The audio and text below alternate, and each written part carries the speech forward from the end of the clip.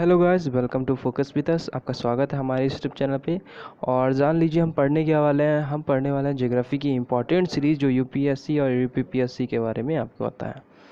हमने YouTube channel पे अपना मास्टर स्ट्रेटजी प्लान डाला है यूपीएससी प्री के लिए, जिसमें मिनिमम आप 1 मंथ से लेकर 1.5 मंथ के अंदर, ठीक है, मिनिमम 1 मंथ से लेकर 1.5 मंथ के अंदर आप अपने यूपीएससी के सारे सिलेबस को कवर कर सकते हैं प्री के लिए, केवल प्री के लिए, ठीक है। ये बात मैं कर रहा हूँ। तो प्री को आप आसानी से क्वालिफाई कर सकते हैं। आप उसको हमारे चैनल पे जाके देख सकते हैं। और अगर अभी तक आपने हमारे चैनल को सब्सक्राइब नहीं किया तो पहले सब्सक्राइब कर लीजिए, क्योंकि ये इतने इंपॉर्टेंट नोट्स हैं। चाहे आपके वनडे एग्ज़ाम हो, चाहे आपका स्टेट लेवल एग्ज़ाम हो, हर एग्ज़ाम में जो आपका जो ज्योग्राफी है सबसे इम्पॉर्टेंट पॉइंट होता है या सबसे इम्पॉर्टेंट चैप्टर होता है। तो ज्वालामुखी होती क्या है यहाँ पे समझ लीजिए। ज्वालामुखी क्या होती है, एक छोटा सा विविध क्षेत्र होता है धरती के अंदर, जिसमें लावा, राख और गैस ये रखी होती है, यानी कि एक तरीके से एक स्टोर होती है। जिससे क्या होता है, ज्वालामुखी क्रिया के अंतर्गत पृथ्वी के आंतरिक भाग यानी अंदर के भाग में मैग्मा और गैस उत्पन्न होती है, जिससे जो अंदर का लावा होता है ये बाहर की ओर तेज़ी से निकलता है, ठीक है। इस तेज़ी के निकलने को और इसे कहते हैं उद्गार प्रक्रिया, ठीक है। जब ये उद्गार प्रक्रिया होता है तो इसमें केंद्रीय विस्फोट होता है। केंद्रीय विस्फोट के रूप में ये मैग्मा बाहर आ जाता है, और इससे ही इस पूरी प्रोसेस को बोला जाता है मैग्मा प्रोसेस, ठीक है। और जहाँ से निकलता है उसे बोला जाता है ज्वालामुखी, यानी कि वो चट्टाने, वो पहाड़ जहाँ से ये ज्वाला निकलता है उसे बोला जा रहा है आपका ज्वालामुखी, ठीक है। तो मैग्मा जो भी बाहर आता है, जिसे लावा कहते हैं, उस मैग्मा में सिलिकॉन की मात्रा बहुत अधिक होती है। याद रखिएगा, सबसे इम्पोर्टेंट पॉइंट यही है, सिलिकॉन की मात्रा अधिक होने के कारण ही विस्फोट होता है। अगर सिलिकॉन की मात्रा अधिक नहीं है तो विस्फोट नहीं होगा। और ऐसे ज्वालामुखी जिसमें सिलिकॉन की मात्रा अधिक होती है उन्हीं में सबसे ज़्यादा विस्फोट होता है, और जिनमें नहीं होती सिलिकॉन की मात्रा उसमें अधिक विस्फोट नहीं होता है, और वो सुसुप्त ज्वालामुखी की कैटेगरी में आते हैं। यहाँ पे कुछ पॉइंट समझ लीजिए। पहला पॉइंट है आपका ज्वालामुखी बम क्या होता है। ज्वालामुखी उद्गार जब होता है तो उससे बड़े बड़े टुकड़े निकलते हैं, ठीक है, और इन्हीं बड़े बड़े टुकड़ों को ज्वालामुखी बम कहा जाता है, जिनका व्यास कुछ सेंटीमीटर से लेकर कुछ फीट तक हो सकता है। लैपली क्या होता है, लैपली भी समझ लीजिए। लैपली क्या होती है, ज्वालामुखी के छोटे से मटर के दाने के बराबर या अखरोट के दाने के बराबर जो टुकड़े होते हैं, जो लावा होता है, उनके छोटे छोटे बूंदे ऐसे समझ लीजिए, वो कहलाती है आपकी लैपली, ठीक है। पूछा जा सकता है लैपली किससे रिलेटेड है, तो ज्वालामुखी के मैग्मा या लावा से रिलेटेड है। प्यूमिक इन चट्टानों, प्यूमिक क्या होता है, चट्टानी टुकड़ों का घनत्व जल से भी अगर अधिक हो जाता है, अधिक जो प्यूमिक चट्टानें होती हैं, यानी कि जब ज्वालामुखी उद्गार हुआ तो ऐसे चट्टानें जो टूट के निकल आई, इनका जो घनत्व है जल के घनत्व से भी कम हो जाने के कारण ये जल में तैरने लगते हैं। तो जो जल में तैरते हुए पदार्थ होते हैं उन्हें ही, उन चट्टानों को ही कहा जाता है प्यूमिक चट्टानें, ठीक है। आपको याद रखना है प्यूमिक चट्टानें कौन सी होती हैं, यानी जिनका घनत्व जल के घनत्व से भी कम हो जाता है उन्हें कहा जाता है प्यूमिक चट्टानें। दूसरा पॉइंट है आपका लावा। लावा क्या होता है, चिपचिपा या पिघला पदार्थ होता है जिसमें अम्ल की प्रधानता, यानी अम्ल जिसमें अधिक होता है, जिस लावा में अम्ल अधिक होगा उसे पीला हल्का कलर होगा, और जिसमें क्षारीय लावा होगा, मतलब जिसमें क्षार की अधिकता होगी, उसका रंग जो होगा गहरा काला होगा। तो आपको 2 पॉइंट यहाँ पे समझने हैं। जो हल्का पीला, ठीक है, हल्का पीला जो कलर होगा उसमें अम्ल की प्रधानता होगी, और जिसका रंग गहरा काला होगा वो उसमें क्षारीय प्रधानता होगी, उसमें क्षार ज़्यादा होगा। फिर है आपका पायरोक्लास्ट। पायरोक्लास्ट क्या होता है, जब ज्वालामुखी की प्रक्रिया होती है तो यानी कि भूक्रस्ट पर, ठीक है, क्रस्ट पर अनेक छोटे बड़े टुकड़ों को पायरोक्लास्ट कहा जाता है। मतलब लेयर बनी हुई है जिस, ये ज्वालामुखी है, और इस ज्वालामुखी की ये सारी लेयर, ठीक है, ये बाहर की जितनी भी लेयर आपको नज़र आ रही है ये सारी लेयर कहलाती है पायरोक्लास्ट। याद रखना है आपको। जो अंदर खनिज होते हैं ज्वालामुखी के अंदर, उनको 2 कैटेगरी में यहाँ पे डिवाइड किया गया है। पहला है फैल्सिक, दूसरा है मैफिक। फैल्सिक यानी हल्के रंग के जो खनिज होते हैं जैसे क्वार्ट्ज। मैफिक जो गहरे रंग के खनिज होते हैं उन जैसे पाराक्सिन्स, ऑल्विन, ये कहे जाते हैं।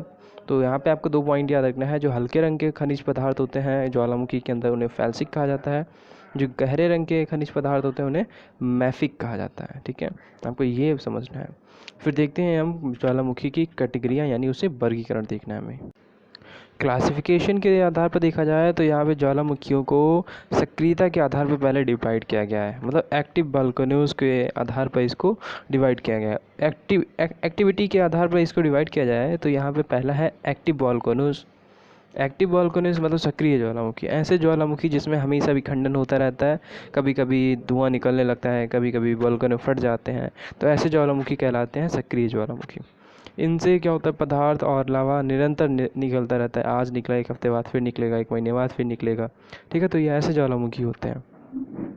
यहाँ पे कुछ उदाहरण लिखे हैं। लिपारी द्वीप का स्ट्रोम्बोली, आपको याद रखना है क्योंकि इंपॉर्टेंट पॉइंट्स है सभी, क्योंकि यूपीएससी डायरेक्ट पूछता है कि कौन सा ज्वालामुखी सुषुप्त है और कौन सा ज्वालामुखी आपका सक्रिय ज्वालामुखी है।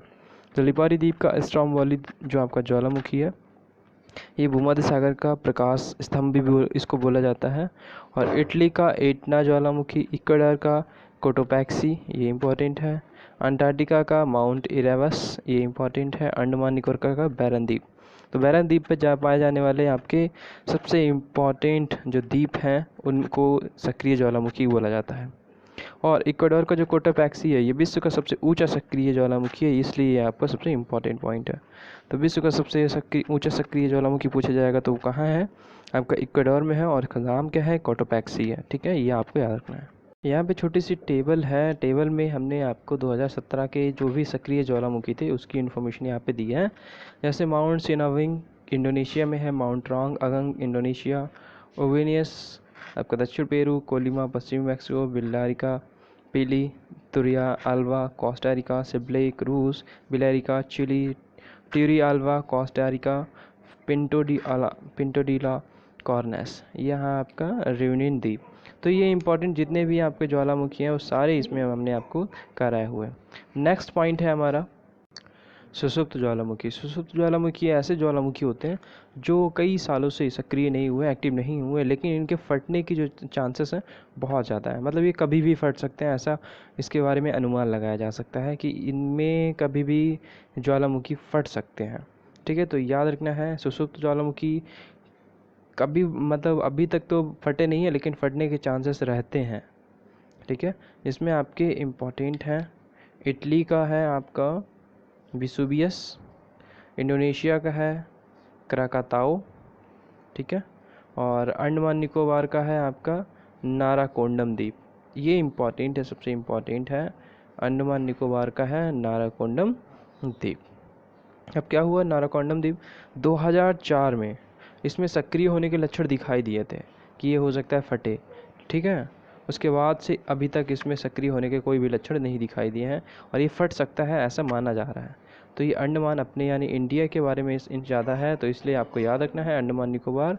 तो ये इसका नाम नारकोंडम द्वीप आपको याद रखना है, कहाँ पे है, अंडमान निकोबार द्वीप में। तो इसलिए आपका ये सबसे इम्पॉर्टेंट क्वेश्चन यहीं से बनेगा। फिर थर्ड पॉइंट है हमारा डेड एंड एक्सटिंक्ट वोल्केनोज, जिसे हम मृत ज्वालामुखी भी बोलते हैं। मृत ज्वालामुखी की कैटेगरी में वो ज्वालामुखी आते हैं जिनमें ना ही कभी एक्टिव मतलब उसको ज्वालामुखी फटा है, ठीक है, एक्टिविटी दिखाई दी है, और ना ही कभी फटने की संभावना है इन फ्यूचर। तो ऐसे ज्वालामुखी को कहा जाता है मृत ज्वालामुखी यानी डेड और एक्सटिंक्ट वोल्केनोज, आपको याद रखना है, ऐसे ज्वालामुखी कहलाते हैं मृत ज्वालामुखी। अब ऐसे ज्वालामुखी कहाँ कहाँ हैं, मेन इंपॉर्टेंट जो आपके ज्वालामुखी है वो यहाँ पे आपको दे रखे। अफ्रीका के केन्या और किलिमंजारो, जो केन्या और किलिमंजारो द्वीप है वहाँ पे आपके दो जो ज्वालामुखी है वो आपके डेड सी में आते हैं। फिर इक्वाडोर का चिम्बराजो, म्यांमार का पोपा, ईरान का देमबंद कोह सुल्तान, ठीक है। ये दोनों ज्वालामुखियों के नेम हैं जो ईरान के हैं, इसलिए आपको याद रखना है। और एडीज का एकांकुआ पर्वत सीढ़ी, ये भी आपके मृत ज्वालामुखी में आते हैं। लावा के आधार पे ज्वालामुखियों का अगर कैटेगराइज किया जाए तो लावा के आधार पे घटती तीव्रता मतलब उसके घटते लावा के आधार पे इसको कैटेगराइज किया जा सकता है।